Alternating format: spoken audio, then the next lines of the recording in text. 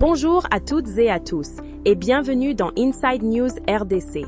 Je suis Soraya, ravie de vous retrouver pour ce tour d'horizon complet de l'actualité en République démocratique du Congo. Nous sommes le jeudi 27 novembre 2025. Au cœur de notre édition ce soir, la tension humanitaire qui monte d'un cran dans l'Est. L'Alliance Fleuve Congo et le M23 ferment la porte à toute réouverture de l'aéroport de Goma pour raisons humanitaires, qualifiant cette demande de prétexte politique alors que les hôpitaux de la région saturent sous l'afflux de blessés. Nous parlerons également économie avec ce bras de fer feutré entre le patronat et le gouvernement. La Fédération des entreprises du Congo, FEC, demande le report de la facture normalisée prévue pour décembre, pointant un manque de préparation technique flagrant. Une bonne nouvelle tout de même. Le café et le cacao congolais entrent désormais sans droit de douane au Royaume-Uni. En politique intérieure, la province du Haut-Uélé est en ébullition. Le gouverneur Jean Bakomito est visé par une motion de défiance déposée hier par des députés provinciaux qui dénoncent une gestion opaque. Enfin, justice et société. Verdict tombé dans l'affaire du braquage de la Robank avec une lourde peine pour Honorine Porche et à Kinshasa, la fin de la récréation pour les cliniques esthétiques clandestines pratiquant le BBL. Restez avec nous, l'information vérifiée et décryptée, c'est tout de suite sur Inside News RDC. Ouvrons ce journal par la situation critique dans l'est du pays. Le bras de fer diplomatique et militaire se durcit autour de Goma.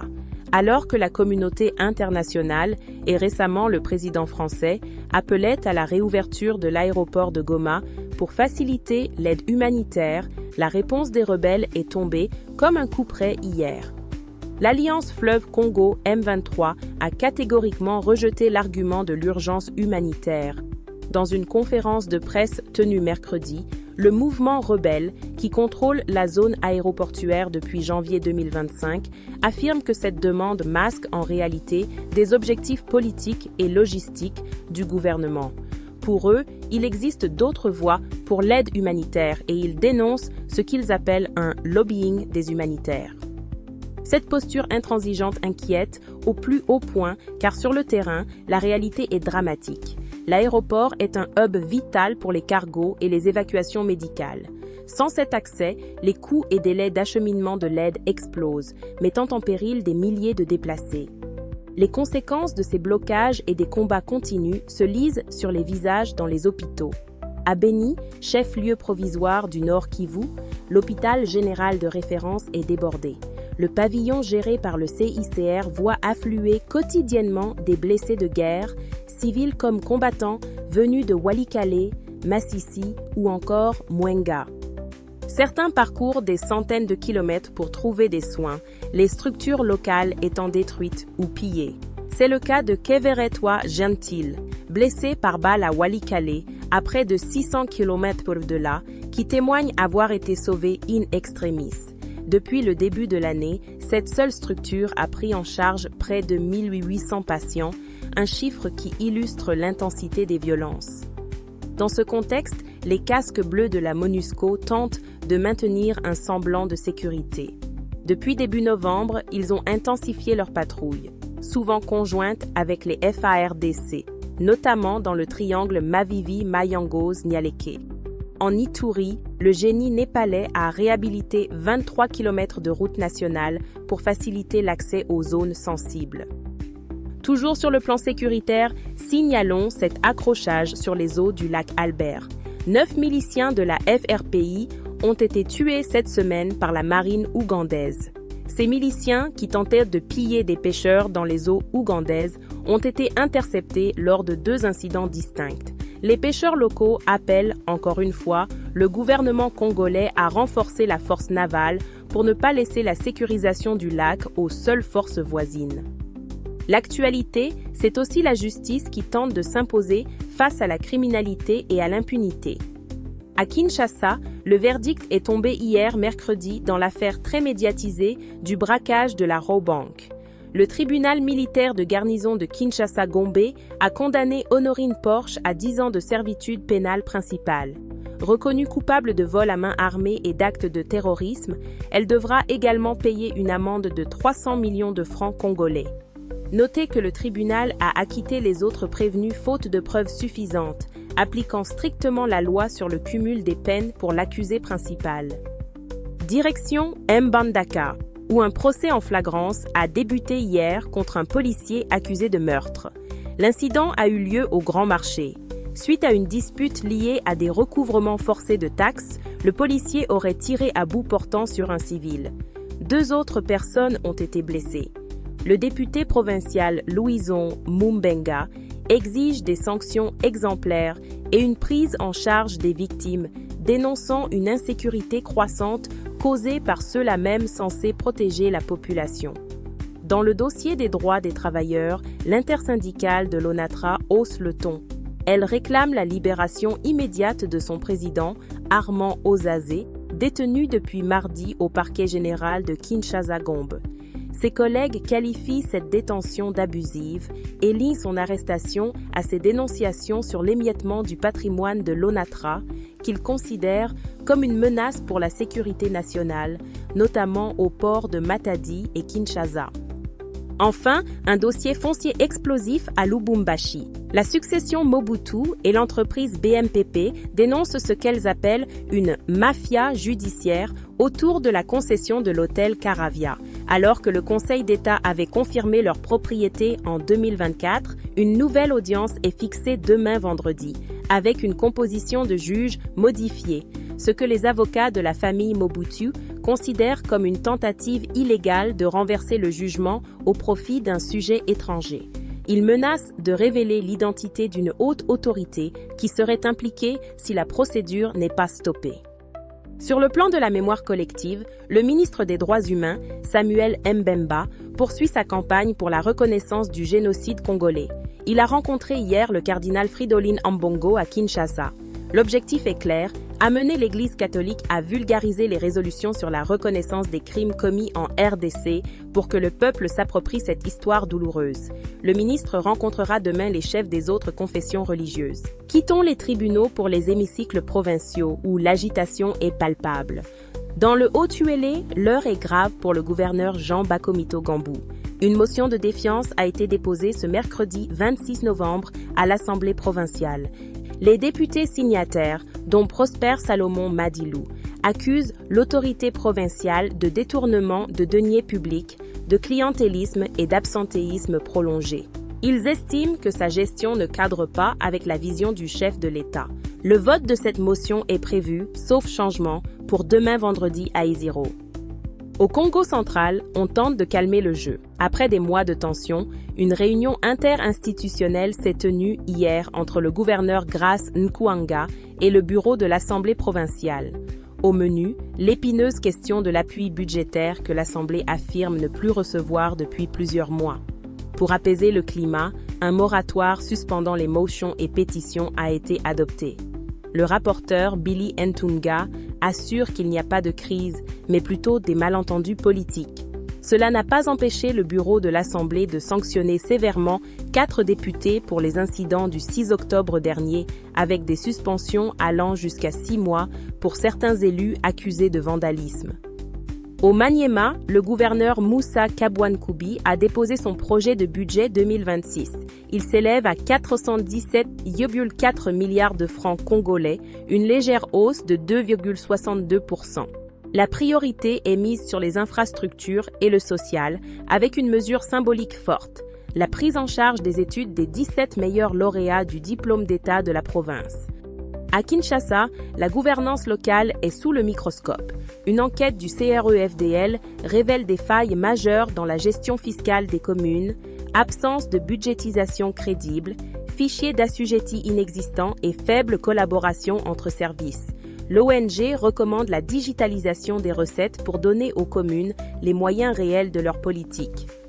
Terminons ce volet politique par une note diplomatique. Le CNSA a salué hier la stratégie du président Félix Tshisekedi pour la paix, encourageant les processus de Washington et de Doha. Joseph Olenghankoy appelle à l'unité nationale derrière le chef de l'État pour faire de 2026 une année de paix et de dialogue. Parlons économie à présent, avec des opportunités à l'international, mais des défis structurels en interne.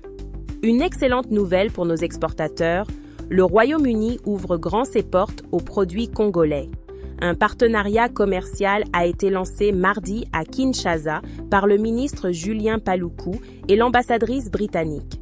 Concrètement, le café, le cacao et les épices de la RDC ne paieront plus de douane à l'entrée du territoire britannique.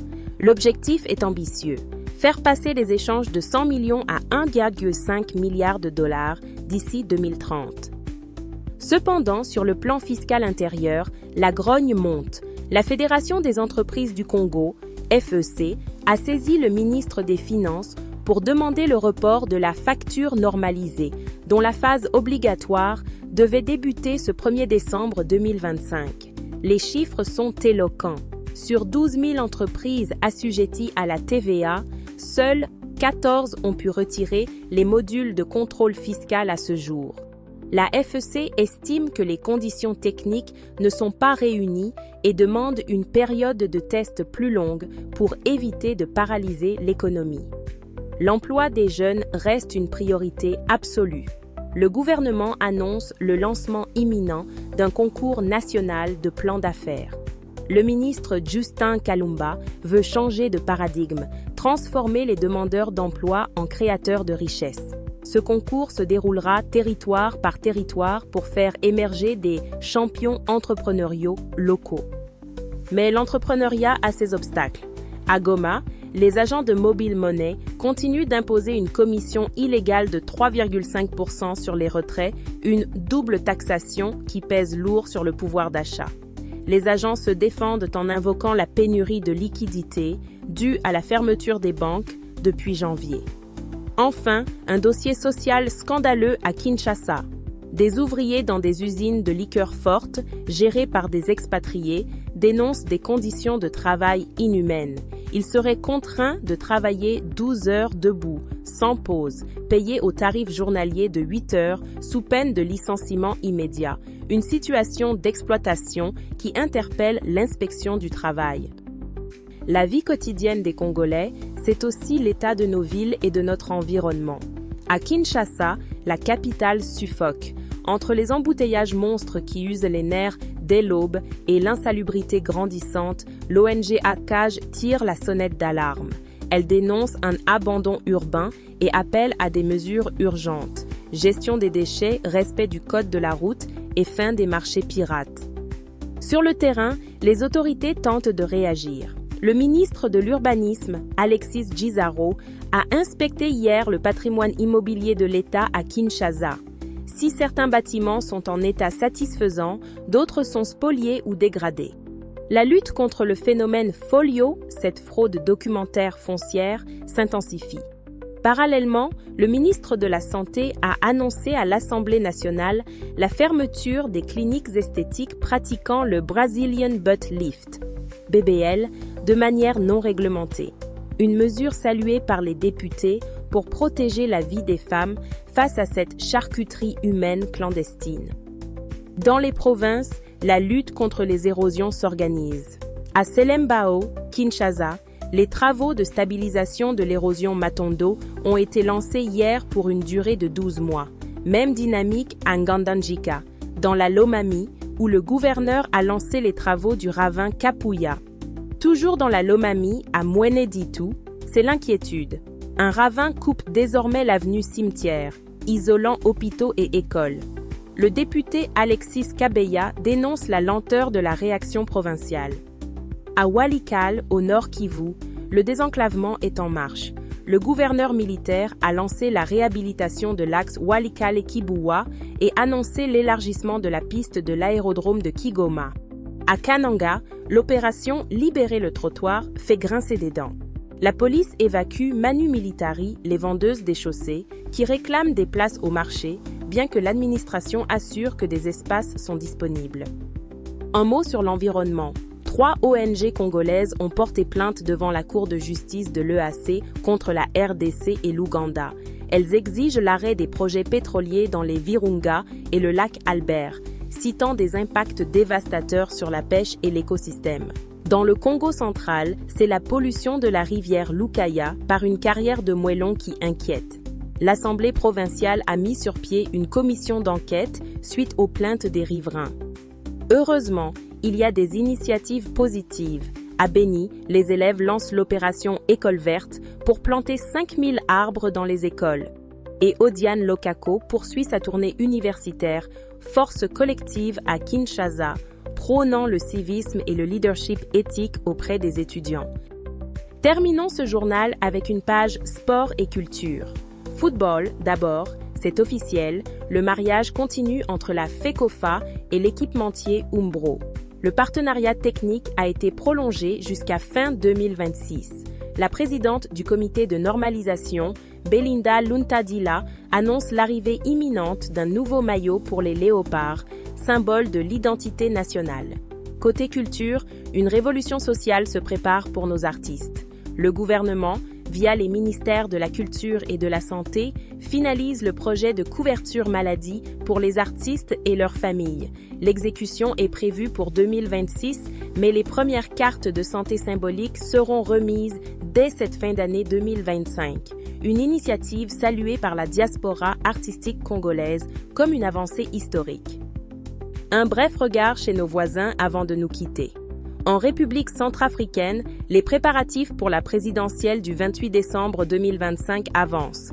L'autorité électorale, ANE, confirme la réception du matériel électoral et salue le soutien logistique crucial de la MINUSCA et du PNUD pour acheminer les kits dans les zones reculées.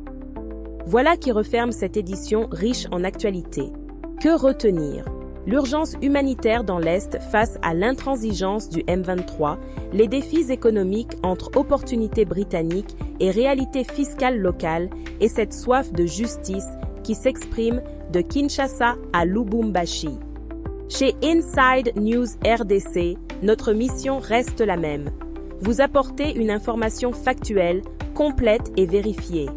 Dans un monde où la rumeur circule plus vite que la vérité, méfiez-vous des messages non sourcés sur les réseaux sociaux. Vérifiez toujours vos sources.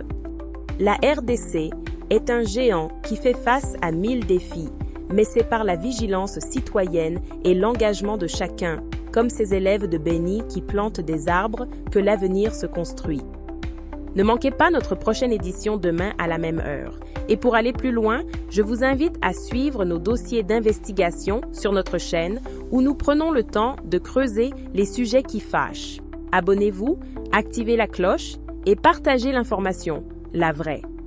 Je vous souhaite une excellente soirée, où que vous soyez en République démocratique du Congo ou dans le monde, et vous donne rendez-vous demain pour un nouveau point de l'actualité congolaise. Au revoir.